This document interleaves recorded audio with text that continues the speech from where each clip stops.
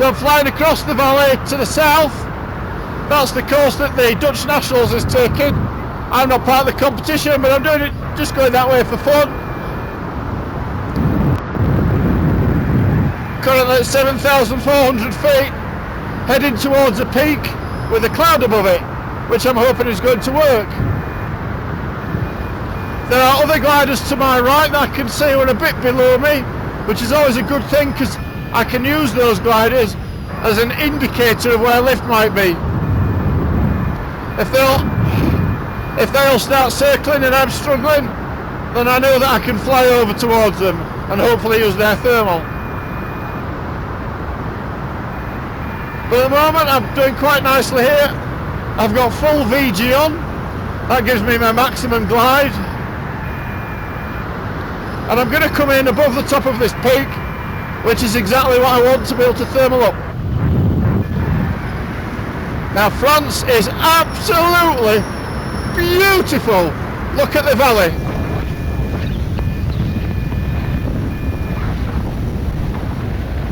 How beautiful is that? It does not get much better. Does not get much better than that.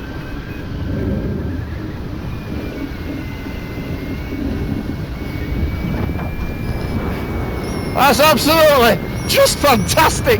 It's fantastic. Fantastic.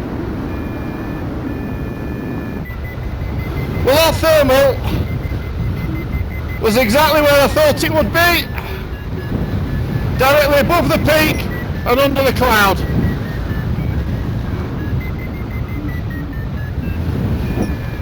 As I go around, you can see where I've just come from, the Chabre. Now, in camera shot now, that's the Chabre.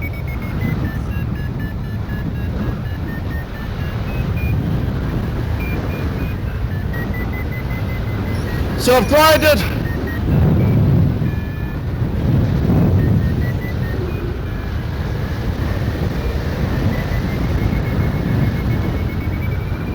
I lost 1,000 foot or more in my glide.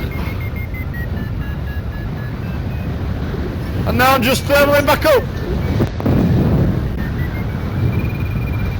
So I use the thermal to give me the height for the next glide. Woo! Paul Harvey coming in underneath me.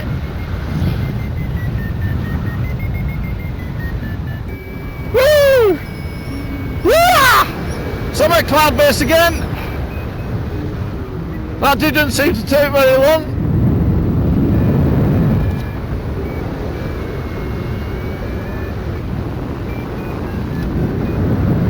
Going on a glide again.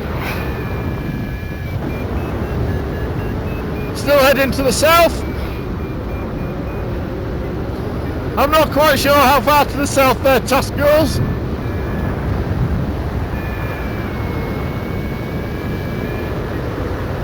There's another cloud ahead of me, above another peak, so that's worth a go.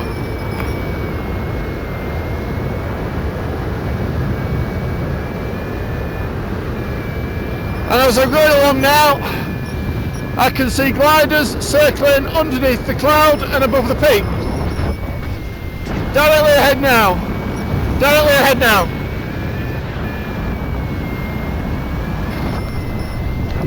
So that tells me there is a thermal there, which is what I would have hoped for. So, top tip, look for other circling gliders. Excuse me. Top tip, look for other circling gliders to mark the thermals. So that worked. I got up again to cloud base, 7,800. And now they've all glided further over the back of the valley, so I'm just following them, not because I'm doing the comp, but because I'm just following them and seeing where they'll go.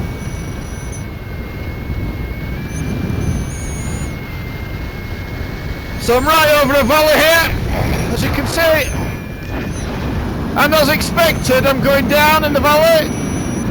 That's because there's no cloud and you expect the thermals to go up the hills, which is what they do.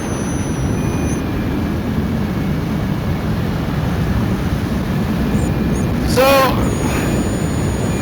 I think the guy ahead of me, which you probably can't see, the guy ahead of me is probably going to try and tag the turn point and then head back to the hill, where he will get high again back at the hill. And I'm just following him. I'm going to do the same.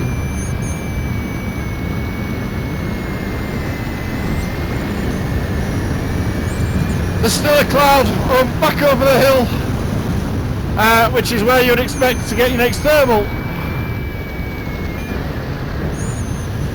So I'm going to turn back to the hill now. No idea whether I've hit their turn point or not, but it really doesn't matter because I'm not in their comp.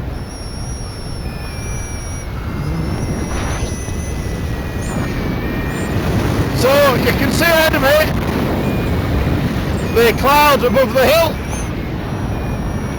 I'd expect to get a thermal there. Although I'm considering not going to that one, but going directly ahead of me now. Less of a cloud, but a nice defined edge. And I'm looking out now for the gliders circling. So as I'm flying towards this, I'm looking for the gliders circling. I cannot actually see anybody circling at the moment. But I know they're in this area. I saw them headed this way, and I'll pick up on them. There was a glider that went off to my right, and it doesn't look to be going up. So what I'm going to do is head back towards the last thermal I had, in this direction here. And as you can see, there is a cloud above a lot of rock face. So I've arrived at this peak low, testing it out. Has a cloud above it.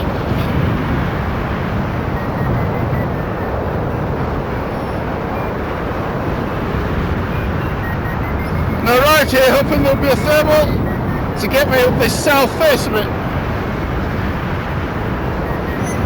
And sure enough, there is one. And then once you get above the top, that's when your thermal is joined by thermals from the other side.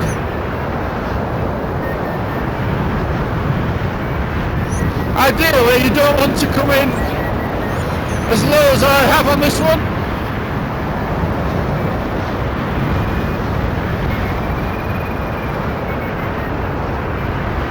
Ideally, you want to come in on top, quite well, on top of your ridge.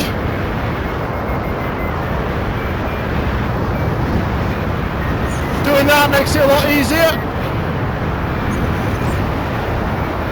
And I was testing it this time for speed and for glide.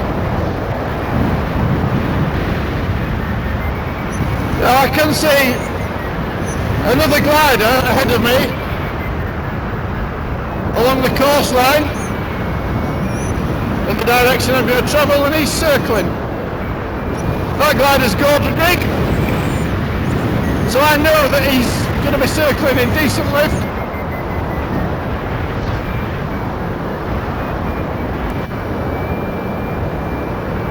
I'm going to press on now to where I can see two more gliders now circling. So that's a good bet, there's good lift there. And it's right at the end of a little rocky escarpment, so that's a good trigger for thermals. So now I've flown north of the Chabre to a hill called the Beaumont. It's easily recognisable because it's got a big aerial on the top.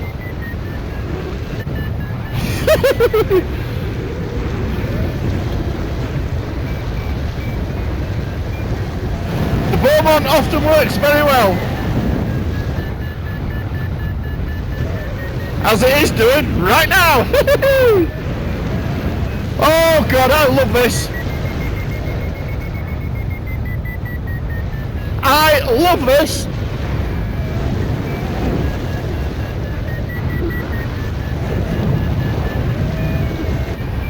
Again, if you're going to come in on the Beaumont, try and come in on top. I came in quite low here. You can't see it, but I came in quite low, and I worked onto the south side of it. Unfortunately, the south side of it is the bit where it's a bit more difficult for landings. So I made sure, while I was working up, that I always had a clear escape route.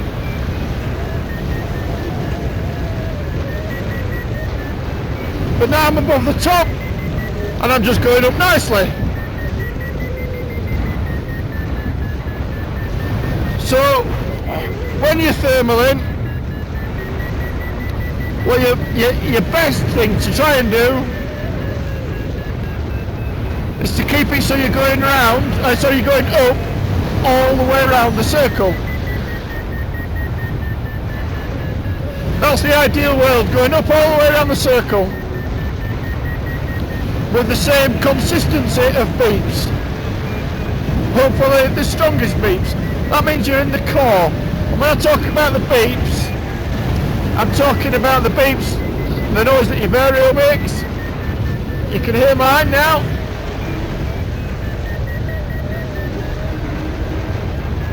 So you can hear that I'm going up nicely.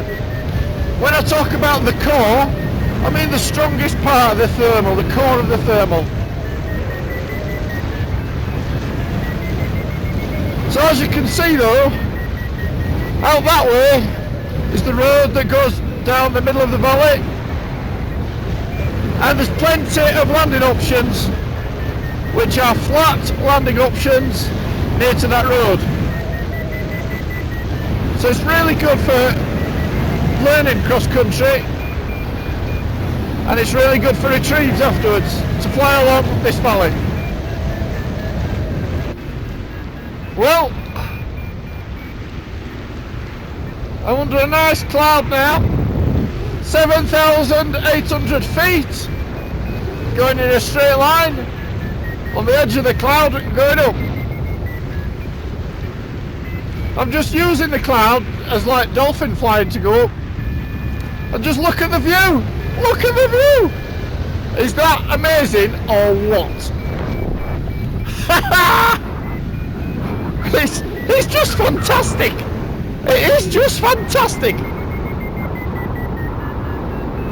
You don't get better than this. This is why we come to France! It's amazing! I mean, just like wow! Just wow! Hey! So, I'm making use of the clouds to be able to not go down and fly along a bit. And I'm going towards the next ridge where I'm hoping I'll be able to get more of a thermal and top up my height there. We'll see what happens when I get there. I'm definitely high enough to get in over the top, and there is a cloud over the top of it, as you can see if you look forward now. So it's that very next ridge along, with the cloud over the top of it. That's my plan, to go over there, and hopefully get a thermal directly off the top of that. We'll see how that works.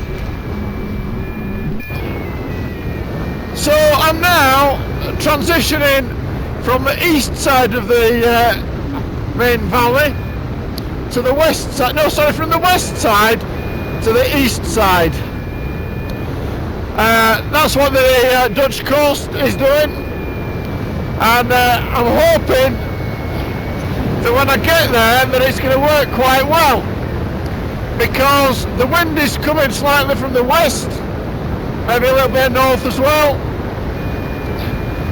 so that should hopefully be helping to blow the thermals up the slope. Heading for quite a big peak that I'm hoping will work. I'll show it to you now. So that's the actual last turn point on the Dutch. That big peak ahead of me that's in shade. And I'm hoping as I get over all those rock faces that that's going to be working quite nicely and I'll be able to thermal up high again. We'll see when we get there. It's got cloud cover on it, which suggests that there's thermals going up it to make the cloud. So here goes, halfway across the transition now. Currently at 6,300 feet. We'll see how we go.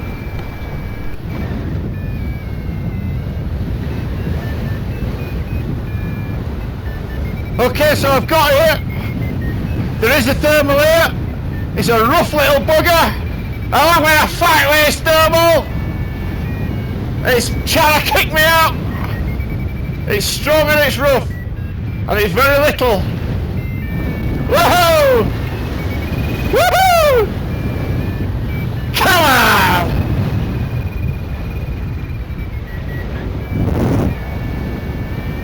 I've got the VG off, which is the best for thermaling, and also, whoa!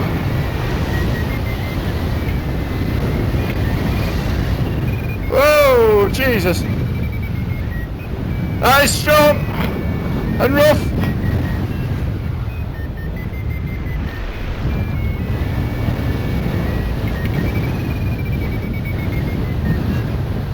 So VG off is the safest. You don't want the VG on when it's rough like this.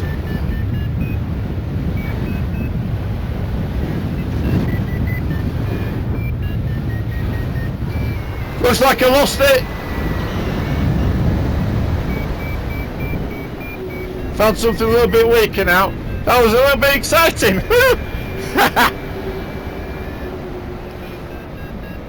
There is a really strong thermal around here somewhere, and I've got to find it and get into it.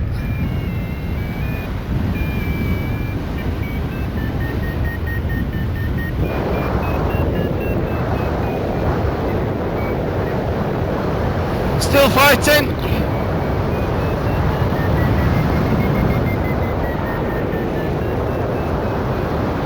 It's very strong, very punchy around here.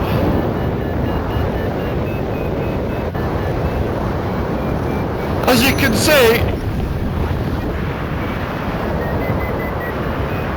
it's all trees out in front of me.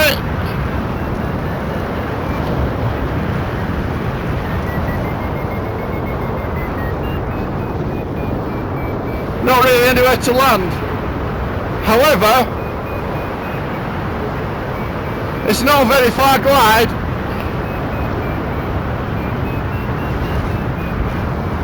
To somewhere that is very landable.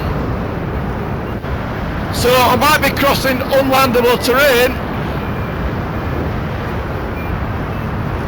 but I can see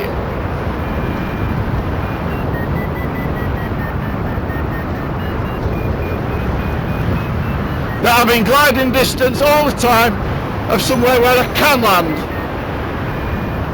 if the worst comes to the worst.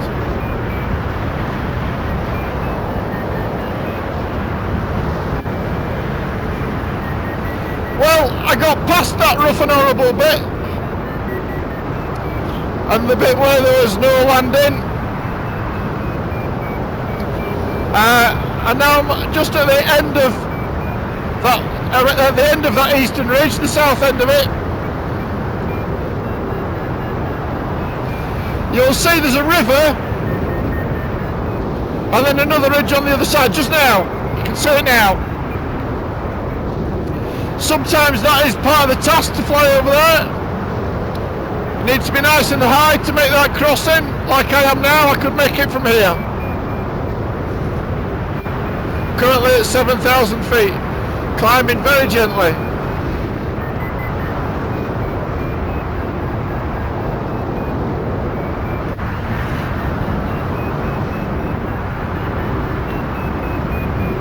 So I've been back over that scary rough bit over there.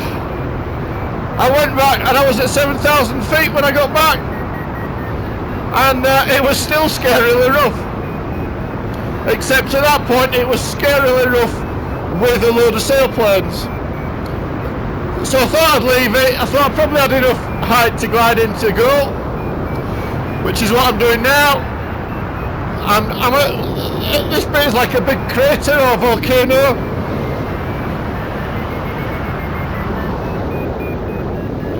I like to call it the volcano, although I know that upsets people who know about rocks and stuff, because it isn't really a volcano. But to me it looks like one, so I call it a volcano. So I'm just having a little bit of a top up here. I'm probably well high enough now to glide into goal, but I'm just having a nice little play around. So I'll show you the Chabre in a second when I come round. We're now on the opposite side of the valley to the Chabre.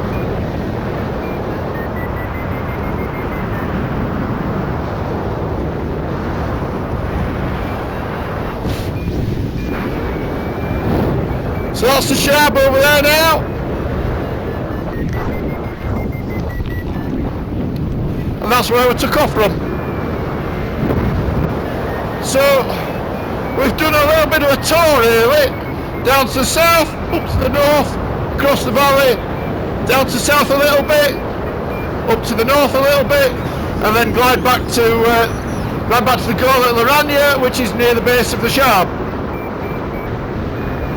So I'm going to switch you off now, just having a little bit of a play around here, and then I'm going to glide in and land back at the campsite. I'll switch it back on for the camping landing. So I've arrived back at the goal field, which is the campsite, and as you can see I've perhaps arrived maybe a little bit high. I don't know if you can make out, but there's a hang glider just landed in the goal field there, and that is the main goal for the flights that we do in the British National Championships, because it is nice landing field, and that is where most people are camping, and that's where the competition headquarters is. So you de-rig and have a beer. Pretty cool really. I'm like I said, pretty high. I arrived here at 6,000 feet. I could actually go back onto the Chabre and have another fly, but I've done the Dutch course. I've had a nice fly, I've enjoyed it, and I'm actually ready to land now. It might take me a little while to get down. I'll have to switch you off. I can't believe I've arrived here so high actually. Partly because I got a thermal halfway between here and the hill, and I thought, oh, I'll just have a bit of that, just for the fun of it. And consequently, I'm well high. So I'm going to thermal down now. That's the opposite of thermaling up. And go land. I'll switch you on for landing. One of the advantages at landing at goal is that there is a windsock. So that tells me what direction the wind is going, and I always want to land facing into wind, so that I'm reducing my speed over the ground by as much as I can. I'm expecting that it will be very light wind down there, so I'm expecting that my ground speed will be quite quick, and I'll need to do a big flare at the end of it. I've got around about a quarter VG on, so that just gives me a little bit of speed, and when I come into land, what I want to do is to keep plenty of speed on as I'm coming down close to land. I've seen some people sort of fly down very slowly and mush the glider in. The issue with that is if there's a wind gradient, i.e. the wind gets slower closer to the ground, which it does do with friction, you could well stall the glider and end up nosing in and hurting yourself. So it's not a good idea. It's a better idea to keep plenty of speed on as you're coming in for every landing. Don't think because you've got away with it once that you'll get away with it again. Come in with plenty of speed on for every landing, and then when you're close to the ground, maybe a couple of feet off the ground, just bleed your speed slowly off until the glider's ready to stall, and at that point you do a nice big flare, which is what I'm hoping to do today. That's one of my downsides, is I'm not that good at the flare. I always time it wrong, or I don't get it. But we'll see how I can do with this landing. I'll do my best. There was one other thing to tell you, and I forgot what it was. But those are the main points of the landing. And if you're still moving fast when you actually get to the ground, then what you need to do is just run it out. So you run. Oh, that's the other thing. I like to get into an upright position nice and early. Well, I'm a good 50 feet, maybe 30 feet above the ground. That way I don't have the worry of transitioning into the upright position low to the ground. Some people do it low to the ground, and there is an argument that you've actually got more roll control in doing that, which is quite correct. However, if you get it wrong when you're doing that transition, you've only got a split second and it's easy to have an accident. I've landed in all sorts of rough, gusty, nasty conditions, and I've always done it with in the upright position from quite high up, and I've never had a problem controlling the glider. What you can do though to help you with speed, if you're struggling to get enough speed on, is to keep one hand on the base bar and the other hand on the upright as you're coming in. I'm just going to switch you off for a minute. I'll put you on in just a minute again when I'm ready. Okay, nearly down for landing now. Getting pretty low now. I'm keeping a firm eye on the windsock,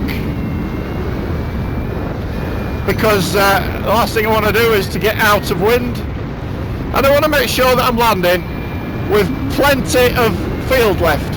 So if I end up overshooting my landing, I don't overshoot the field. So as you can see, well, you probably can't see, as you can see, I've got plenty of landing there. Just going to do a little S-turn.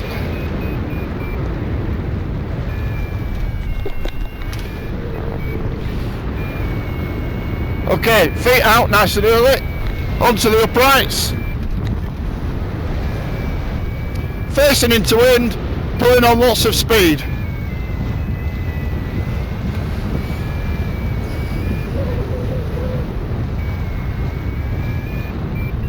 Getting ready for the flare, and flare now, and there we go.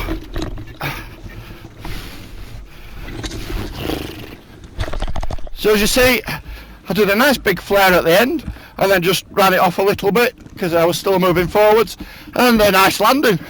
That's as easy as it is. So just make sure that you're coming in with plenty of speed. That's number one rule. Come in with plenty of speed and get your legs out nice and early. And that was another top flight. I hope you enjoyed it. If you did like it, and if you enjoy my videos, please click and subscribe, and put some comments and some likes on it. Thank you very much. And yes, I am still so excited.